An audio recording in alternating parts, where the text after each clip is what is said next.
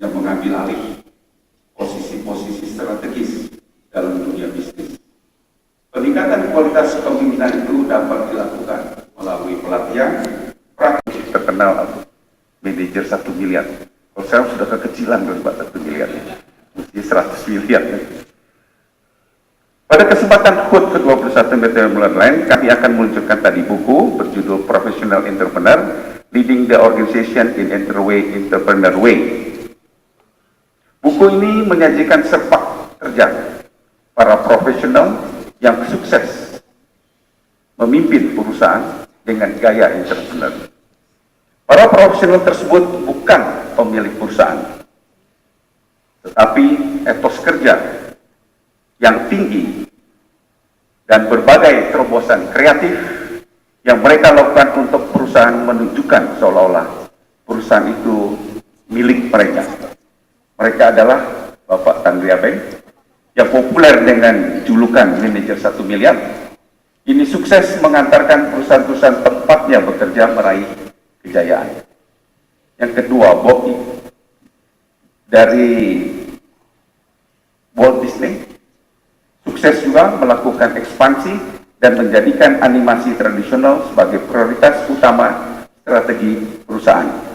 Kemudian Bapak Joni Darmawan, mungkin hampir semua kenal kan, dari Astra, jadi mantan CEO dari PT Toyota Astra Motor, mampu mempertahankan keberadaan perusahaan ketika Indonesia dilanda krisis ekonomi pada tahun 1998, saat banyak industri yang gulung tikar. Bahkan perusahaan dapat bertahan hingga kurun waktu lebih dari 20 tahun. Mungkin berikutnya Carlos yang menduduki jabatan CEO di 2 industri otomotif terkemuka dunia, yakni Nissan Jepang dan Renault Prancis. Orang pertama di dunia yang berhasil memimpin perusahaan lintas negara dan budaya.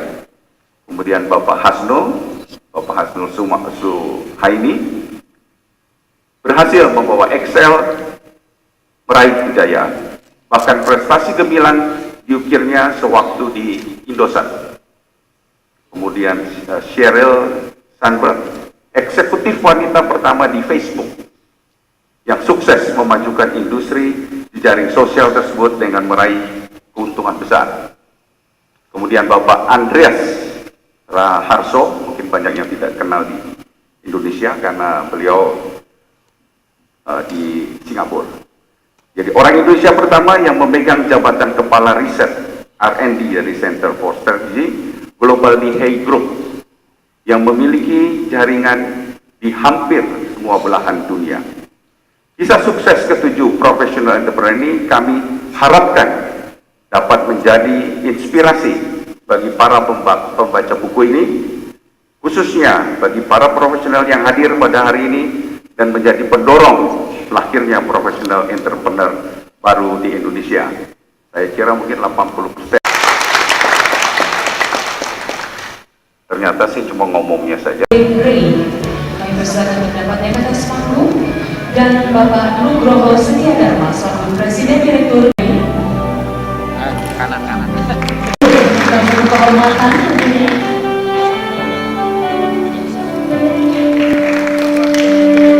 Sekarang di buku ini ditulis oleh Bapak Insinyur dan Bijak dan Bapak Wahyu Sulistyo. Buku ini akan menyajikan kisah para profesional yang sukses membawa organisasi menjadi yang terbaik dengan menerapkan nilai-nilai entrepreneurship, dan hal ini akan menjadi pembeda dirinya dengan family entrepreneur. Kesana dapat diabadikan momen yang sangat berbahagia ini. Hadirin sekalian, kita berikan tepuk tangan yang paling meriah. Kami persilakan. Bismillahirrahmanirrahim. Assalamualaikum warahmatullahi wabarakatuh. Dan juga banyak sekali saya berdiskusi dengan mantan guru saya sekaligus sahabat yang sudah meninggal, namanya Peter Drucker.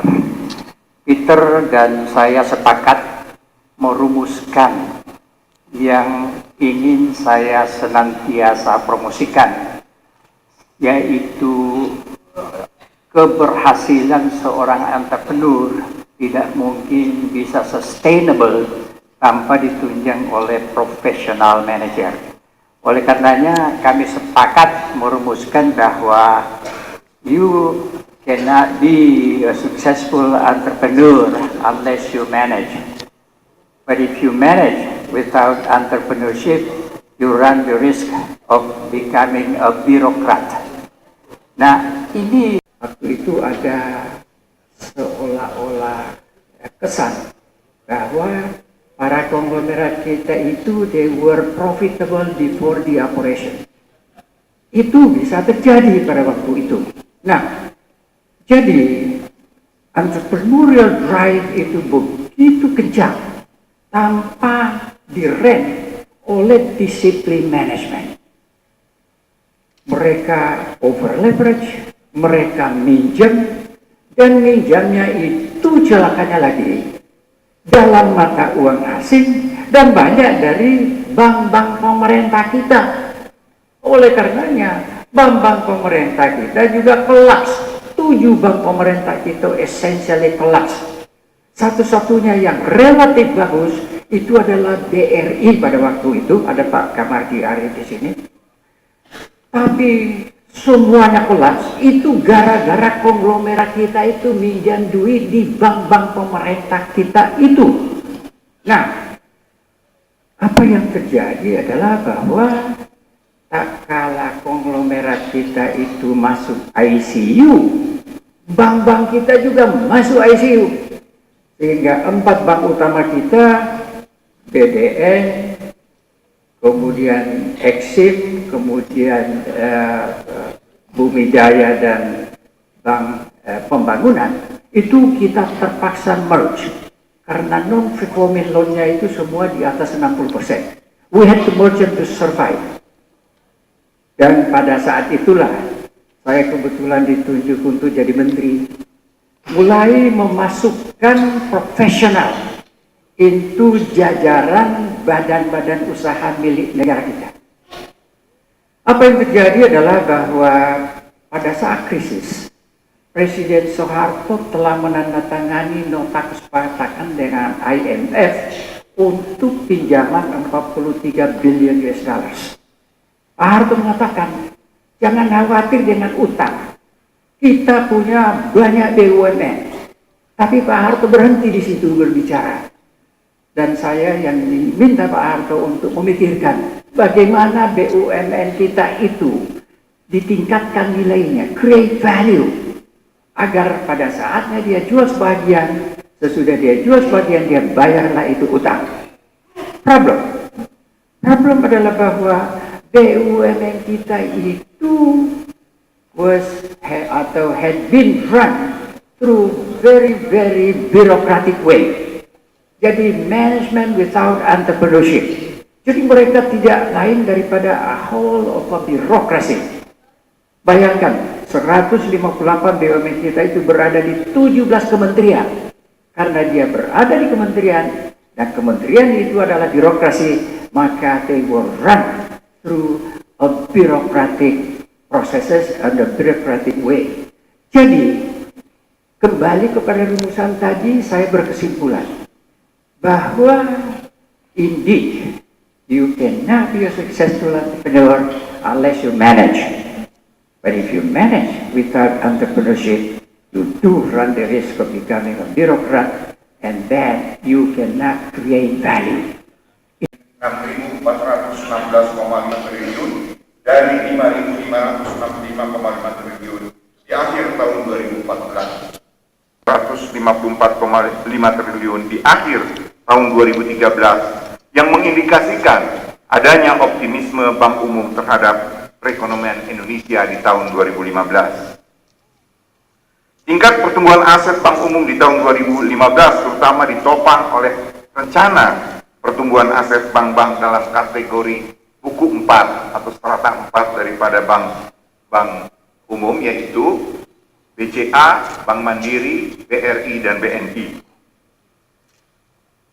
Rencana tingkat pertumbuhan total aset adalah sebesar 42% dari total pertumbuhan aset bank umum, diikuti oleh bank-bank kategori buku 3 sebesar 28%, dan buku 2 24%, dan buku 1 6%.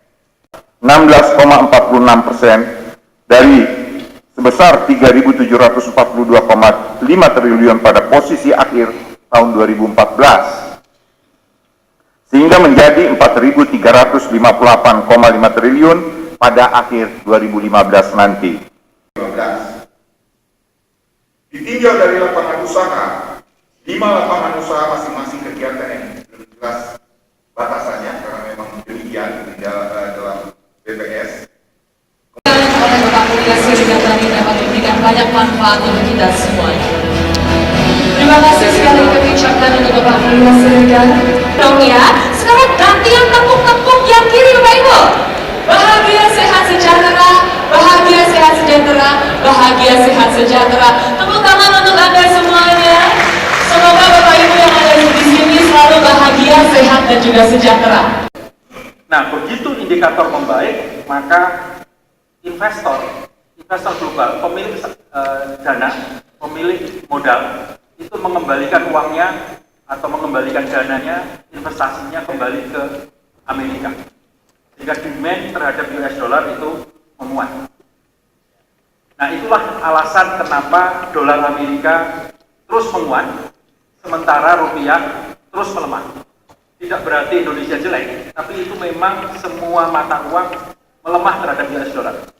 Karena itu saya setuju dengan target APBN pemerintah di mana asumsi dolar itu adalah 12.500. Karena itu Bapak Ibu sekalian jangan pernah berpikir rupiah akan kembali ke 9.000 atau 10.000, itu tidak mungkin. Karena Amerika tidak akan lagi mencetak uang, tidak akan melanjutkan quantitative easing. Bahkan Amerika akan menaikkan suku bunga yang sekarang 0,25% akan dinaikkan kemungkinan menjadi 1% pada akhir tahun 2015. Nah, gambaran inilah yang Bapak Ibu perlu perhatikan. Di MEA nanti banyak asing-asingnya masuk, dan juga itu juga opportunity bahwa akan banyak lagi buyer properti karena dapat kelonggaran dari 25 tahun bisa asing bisa beli atau bisa memakai 75 tahun untuk properti tersebut. Nah, kurang lebih itu yang ingin saya share, bahwa jadi intinya bahwa faktor MEA di Indonesia, perbankan mau nggak mau harus konsolidasi, opportunity masih besar, tapi juga di sisi properti itu hal-hal yang memang harus diperhatikan, karena selain tadi, karena asing-asing lihat properti Indonesia masih bagus, tapi juga kita harus watching apakah pemerintah itu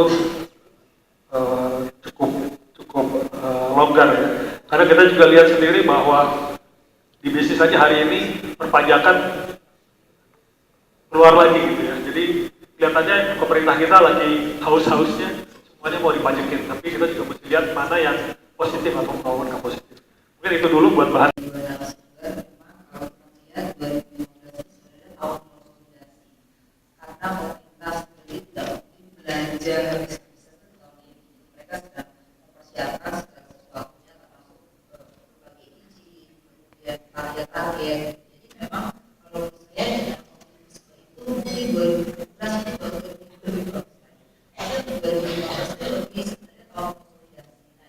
Pertumbuhannya itu jangan berharap seperti 2008 sampai 2012. 2008 sampai 2012 seperti dikatakan Pak Tony tadi, karena kita ada quantitative easing dari Amerika. Yang kedua, kita kebanjiran uangnya cukup banyak. Nah, saat ini berbagai kebijakan yang dilakukan oleh Amerika itu malah sekarang mencoba menarik dana ke negaranya, misalnya dengan aturan FATCA. Dengan FATCA itu mereka berharap Indonesia itu bisa memberikan informasi orang Amerika siapa aja yang investasi di sini. Nah, sedangkan masalah likuiditas itu, kalau kita sudah tahu masalah likuiditas dunia juga terjadi, maka perlu yang namanya pemerintah jangan bersaing dengan bank. Artinya bank pemerintah jangan mengeluarkan obligasi semua, tapi sebagian obligasi harus dipinjam utang luar negeri. Supaya apa? Supaya perbankan di Indonesia likuiditasnya lebih besar dan bunganya bisa lebih rendah. Jadi kalau saya lihat BI rate itu tidak semuanya menjadi acuan perbankan. Jadi bank yang banyak likuiditas dia tidak mengacu lagi pada BI rate. Tiongkok itu masyarakatnya adalah agraris, mereka buta aksara, sehingga para ahli kalender alias ahli astronom dan astrolog ini harus menciptakan satu sistem untuk mudah diingat urutannya. Nah, bukan Januari, Februari, yang digunakan adalah nama-nama binatang supaya mereka tuh lebih gampang koneksinya, urutannya ya. Jadi setelah kuda pasti kambing, nanti setelah kambing monyet gitu ya. Kalau Anda menanyakan di masyarakat Tiongkok sekarang, malah mereka tidak terlalu tahu itu. Terutama soal bulan. Mengapa? Karena sejak zaman Chairman Mao, memang ilmu kekaisaran ini rata-rata memang dipakai hanya untuk kekaisaran. Ilmu adiluhung judulnya, justru karena Chairman Mao bilang semuanya ahli feng shui ataupun ahli metafisika Chinese metaphysics harus dibunuh, sehingga ada yang kabur. Nah, yang kabur ini bawa flash disk ya, atau formula. Nah, formula inilah yang juga jatuh di tangan saya untuk saya bagikan buat Anda, bahwa ini adalah perhitungan, bukan dukun-dukunan. Oke, jadi yang saya akan beritakan di sini sambil jalan ya, Ibu Bapak, saya akan kasih tahu caranya menghitungnya seperti apa. Tidak seperti yang Anda bayangkan, saya meditasi selama 3 jam nungguin wangsit. Tidak ya, saya tidak dibayar untuk itu, tetapi saya dibayar untuk menghitung hal ini. Oke, mari kita lihat dari prestasi saya. Yang pertama adalah soal kambing. Nah, jadi sekali lagi tahun depan mulai 19 Februari, saya katakan tahun depan karena kita memang kebijakannya adalah Imlek. 19 Februari adalah mulai waktu kambing, tetapi kambing pun ada 5 macam ya, sesuai dengan 5 elemen. Jadi tahun 2015 ini adalah kambing kayu.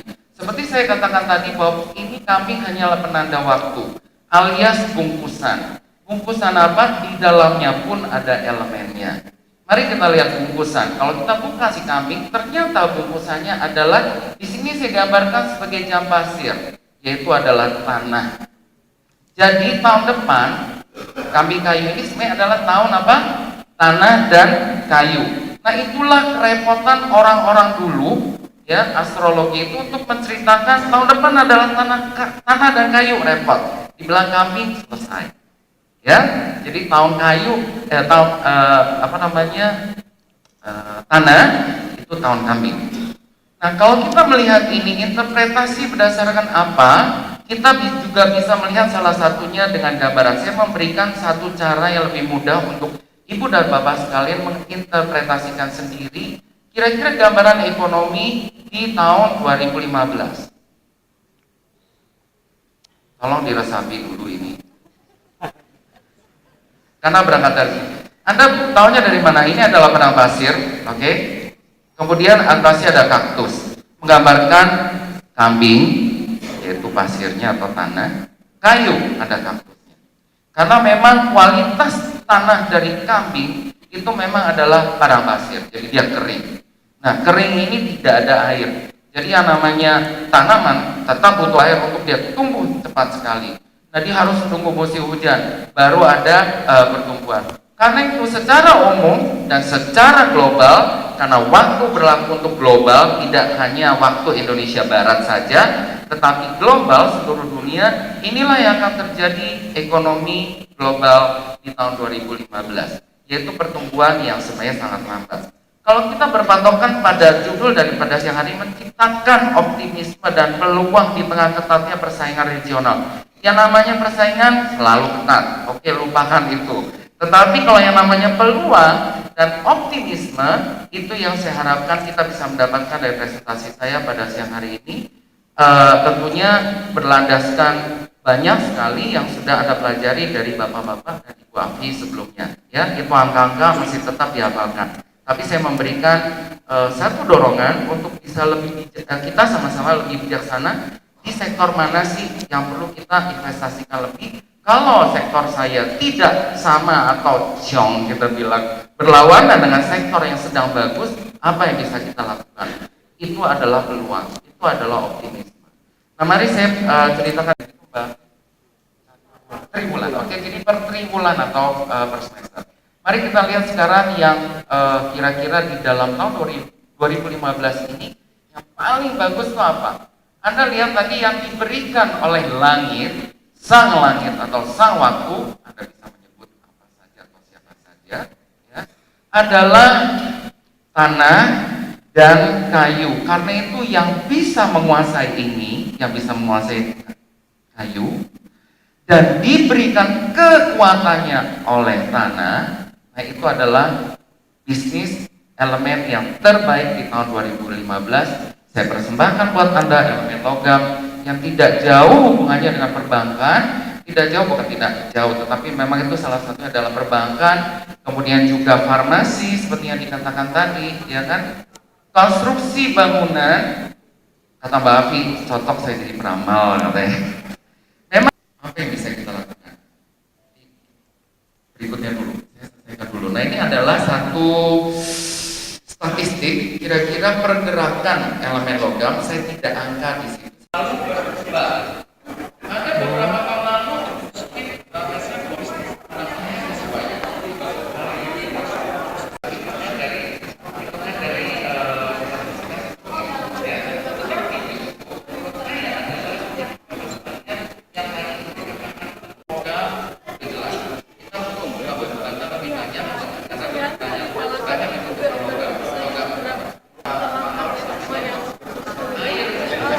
presentasi yang baru saja kita dengar bersama-sama nanti akan dikirim melalui email yang Bapak Ibu sudah tulis di meja registrasi tadi.